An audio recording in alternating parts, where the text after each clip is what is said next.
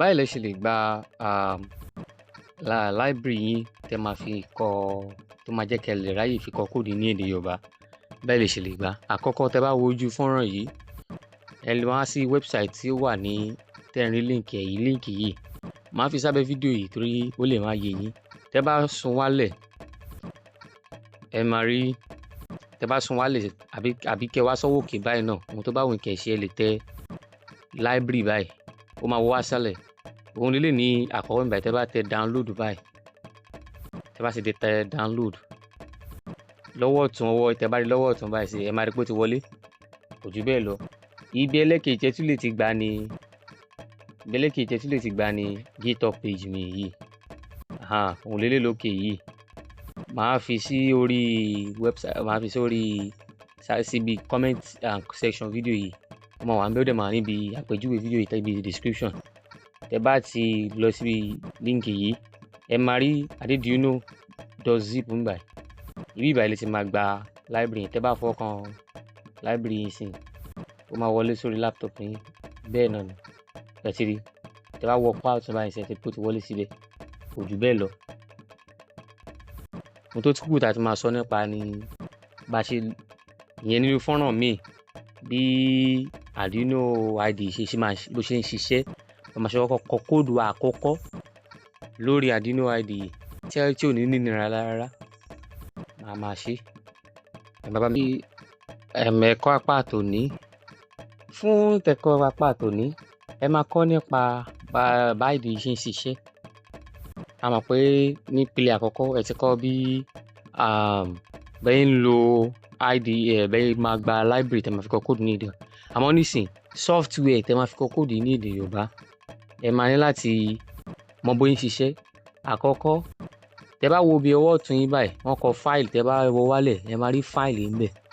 File yìí ẹ lè gba ẹ lè ṣí ibi tuntun. Tẹ́ bá kọ kóòdù míì, ibi tuntun míì, ibi tó kọ edit sí yìí, ìbẹ̀rẹ̀ lè ẹ lè tún ṣe bí ẹ ti ṣe ẹ ti kọ̀ọ̀kan tí wọ́n fẹ́ tún ṣe. Ẹ kí n ṣàpèjúwe fún yín. Bóyá mo pa ilé rẹ̀ ń sìn, mo parẹ́ báyìí. Tí wọ́n fẹ́ tún nǹkan tí mo ṣe yìí, bá tẹ òkè báyìí, ẹ rí pé ó ti padà wá. Ẹ tún mọ̀ nǹkan tó ń ṣe nìyẹn. Tẹ́ bá tún wá wò wálẹ̀ náà lọ báyìí, ẹ lè jẹ́ kí gbogbo nǹkan tó wà lórí òkè ń báyìí kó tóbi. Ẹ lè yẹ kó kéré. Ẹ kí n fọwọ́ kan, ẹ ti rí. Ẹ rí pé ó tóbi sí. Ó tóbi, gbogbo lẹ́tà tó wà lójú fọ́nrán yìí ó tóbi sí. Tẹ́ bá dẹ̀ wá sí ọwọ́ ọ̀tún báyìí, ẹ máa rí sketch lọ́wọ́ òkè ń báyìí, rí sketch. Ẹ lè báyìí wọ́n sọ add file. Ẹ lè fi fáìlì kún. Yìí fáìlì tẹ́ fẹ́ kúkú yìí. Tẹ́ bá fọwọ́ kan download mi báyìí, ẹ rí. Tẹ́ bá wọ òkè, ẹ máa rí pé library tá a ṣe gbà ibi abẹ́ download wà fún ẹ̀yin tẹ́ bá ṣe gbà. Tẹ́ bá ṣe báyìí, tẹ́ bá sọ pé open, ó máa wọlé. Ó ti tán. Ó máa wọlé. Ó ti wọlé sórí laptop yín bẹ́ẹ̀ yẹn. Tàbí ẹ lè wá sọ́wọ́ òkè mi báyìí kẹ́ ní include library. Ṣé tí ibi tó kọ include library, add zip library ti rí bẹ́ẹ̀ yẹn. Èmi ti ní lórí laptop mi tẹ́lẹ̀ torí náà mo ṣe library yẹn. Tẹ́ bá wo òkè báyìí, máa rí pé include library. Nísìn tẹ́ bá fọwọ́ kan download, abẹ́ download ló wà. Tẹ́ bá ti fọwọ́ kan, ẹ máa rí ọ̀rọ̀ kan tó bá ẹ kì í fọwọ́ kan, ẹ kì í fi kún. Ẹ máa rí ìbéèrè kan lọ́wọ́ mi sìn. A ní ṣé mo fẹ́ override ọlá pé mo ti ní ìmá ní bẹ́ẹ̀ ni. Ẹ ti rí library installed. Ẹ ti rí. Ó ti wọlé tán. Ẹ ti rí successfully installed library. Ẹ ti rí ó ti gbórúkọ rí pé ó ti wọlé. Nísìn tá a bá fẹ́ fi library yẹn kún nínú kóòdù wa báyẹn sìn, báyìí la ṣe máa fi kún. Kó ba lè kábẹ̀lẹ̀ ní àǹfààní láti kọ kóòdù wa lédè Yorùbá. A máa wá sí ibi tó kọ sketch sí. A máa kọ include library. Tẹ́ bá wo wálẹ̀, ẹ máa rí orúkọ library adé Yoruba Arduino. Tẹ́ bá fọwọ́ kan, ó ti bọ́ sókè. Lẹ́yìn eléyìí, gbogbo wórówóró yìí ẹ máa yọ kúrò. Ó ti tán bẹ́yẹn. Ẹ nílò nǹkan míì mọ́. Ó ti tán. Tẹ́ bá dẹ̀ wò ké mi báyìí, ibi báyìí ni ẹ rí wọ́n kọ upload. Tí bá gbé kíní cursor ìwá sí báyìí, rí wọ́n kọ upload sí. Upload tó wà ní báyìí, ó túmọ̀ sí pé mo fẹ́ fi kóòdù yẹn ránṣẹ́ sí Arduino kíní Arduino tá fi ń so pọ̀. Ibi báyìí tẹ́ bá fọwọ́ kan báyìí, a lè mú irú bọ́ọ̀dù tó bá wù wá. Ìyẹn rí wọ́n kọ Arduino COM3. Ó túmọ̀ sí pé ẹgbẹ́ ibi tá fi wáyà Arduino wá sí lẹ́gbẹ̀ẹ́ laptop wa, ìtumọ̀ ẹ̀ lélẹ̀. A dẹ̀ lè mú irú Arduino tó bá jẹ́ Arduino Uno, ọlá pé mo ti mú dára tẹ́lẹ̀ rí, òun ló ṣe gbé wá fún ara rẹ̀. Tó bá pẹ́ yín ni ẹ ṣe máa lọ mú, ẹ ṣe máa wá sí bíbáyìí, ibi tọkọ tools sí yìí, ẹ máa select, ẹ ti rí board manager Arduino, ẹ gbọ́dọ̀ mú Arduino Uno rí báyìí, ẹ di COM port, ọlá pé port ti máa lò dáadáa, port 7 ẹ ti rí, òun ló kọ sí báyìí, 7 ló kọ sí báyìí. Tẹ́ bá dẹ̀ wo apá ọ̀tún yín bíbáyìí, apá ọ̀tún lọ́wọ́ òkè, gbogbo kóòdù tí mo ti kọ tẹ́lẹ̀ lélẹ̀ fún àwọn tí mo ń kọ́ nílé ìwé, kóòdù tí mo ti kọ lélẹ̀. Tẹ́ bá dẹ̀ wo bíbáyìí wọ́n kọ board manager. Tẹ́ bá ti ṣe débi, tẹ́ bá kọ́ débi báyìí, ẹ gbọ́dọ̀ gba bọ́ọ̀dù yìí sí AVR board yìí sórí Arduino yín, láì ṣe bẹ́ẹ̀ ó lè máa ṣiṣẹ́, ibi ìbáyìí. Tẹ́ bá dẹ̀ fọwọ́ kan yín báyìí, ẹ máa rí library manager, ìbàdàn ti máa gbọ́ oríṣiríṣi library tí wọ́n fi kọ kóòdù. Ọlá pé library tèmi àpilẹ̀rọ ni, kó ba lè ṣiṣẹ́, wọn ti mọ̀ wọn ká bẹ́ẹ̀ yẹn, bọ̀ àmọ́ táwọn èèyàn bá ti wọn ká ń ṣe, máa rí pé ẹ̀yin náà àpá bíbáyìí ẹ nílò láti máa lọ sórí GitHub mímọ́, ẹ̀kan náà bíbáyìí lẹ ti máa gbà gbogbo library, oríṣiríṣi library ló ń báyìí. Tí bá tẹ liquid crystal, ẹ wo liquid, irú library kan lè sí liquid crystal,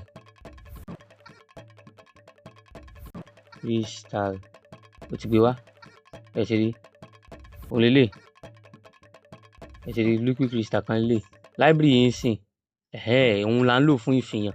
Ìdí tí library tèmi fi wà ó tó fi dá ni pé kóòdù tẹ́ bá ti kọ ní ojú fọ́nrán bíbáyìí, tẹ́ bá fi lè, ó máa túmọ̀ ẹ̀ sí èdè tí library máa gbọ́, tí Arduino yìí máa fi lè ṣiṣẹ́ tẹ́ bá rán, tó fi ṣiṣẹ́ nìyẹn. Ó dẹ̀ ti ó ti tán bẹ́ẹ̀. Ibi ìbáyìí tẹ́ bá wọ ọwọ́ òkè mi báyìí, wọ́n pè kan ní serial monitor. Tẹ́ bá wọ wá sí ọwọ́ òkè báyìí, ẹ kí n dá ilé padà sínú báyìí, kí n padà.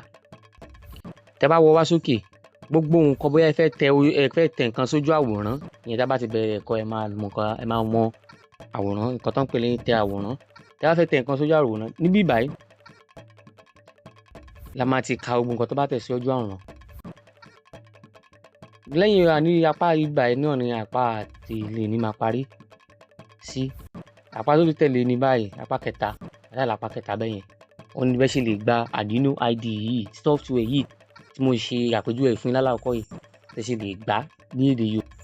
Fún ìpele kẹta yìí, máa kọ́ yín bá ṣe máa gba Arduino IDE yìí, software yìí wọlé sí orí laptop yín. Kò pọn dandan kẹ́ lo laptop tó bá lágbára jù. Máa fi irú ìtẹ̀lẹ̀ lò tí ẹni kò ní fi sí ìyọnu. Àkọ́kọ́, ẹ máa wá sí website yìí, máa fi website yẹn kalẹ̀ sí abẹ́ link video yìí. Gbogbo website tí ẹ nílò tí ó dẹ̀ fi ní fún yín wàhálà, ó máa wà lábẹ́ fídíò yìí. Tẹ́ bá dẹ̀ wọ́ lọ sókè, website wá sókè, ẹ máa rí Arduino IDE 2.3.6. Tẹ́ bá wò lẹ́ẹ̀kan ní fọ́nrán tí wọ́n kọ́ fi hàn yín fún ìpele kejì, ẹ máa rí pé èyí tó tẹ́rí yìí ó jọ èyí tẹ́ ń lò. Tẹ́ bá pé laptop tẹ́ ń lò lágbára, ẹ lè gba ẹ rí pé ó ti gbé wá fún ara ẹ̀.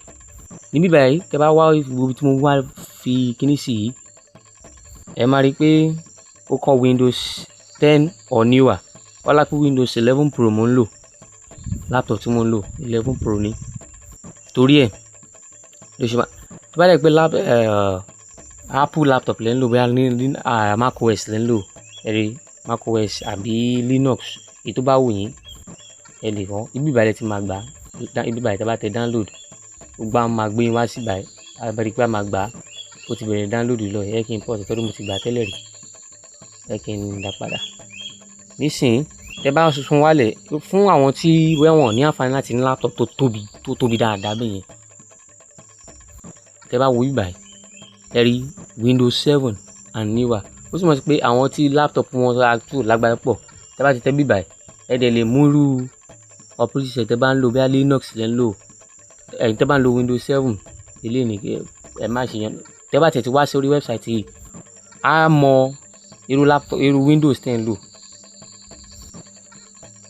Tẹ́ bá ti tẹ ibi download fún tẹ́lẹ̀, tẹ́ ti gbà wọlé, ó tẹ́ rí pé ó ti hàn níbí báyìí pé nǹkan wọlé, ẹ rí bẹ́ẹ̀ yẹn, ẹ lè dá dúró, ẹ kí n dá tọ̀rọ̀ tèmi dúró torí mo ti gbà wọlé tẹ́lẹ̀.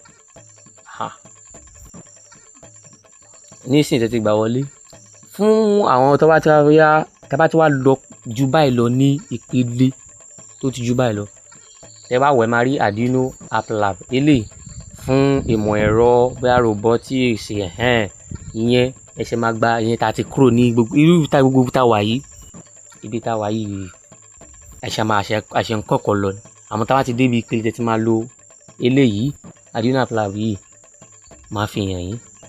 Tí bá pa ilé rẹ báyìí tí mo wá sí ibi báyìí tẹ́ bá wo òun lélẹ̀ Arduino App Lab yẹn lélẹ̀ ó wà lórí laptop tèmi náà. Àmọ́ ó nílò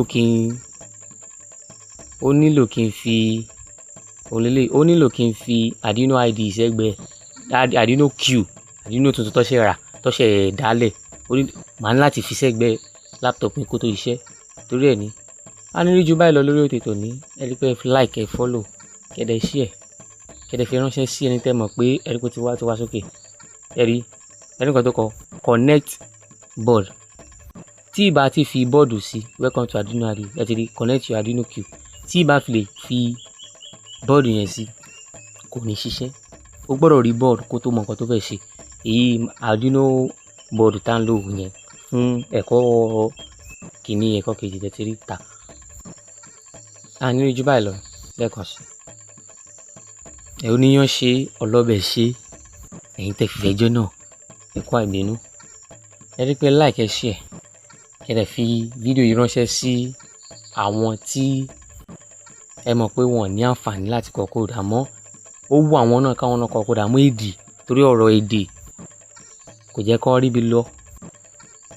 Ẹ sọ fún wọn pé ibì kan ti wà tó ti lè kọ code pé code Yorùbá ló ń pè. Ẹ ṣeun. A ní rí ju báyìí lọ. Màá tún máa kàn sí ilé ẹ̀kan sí.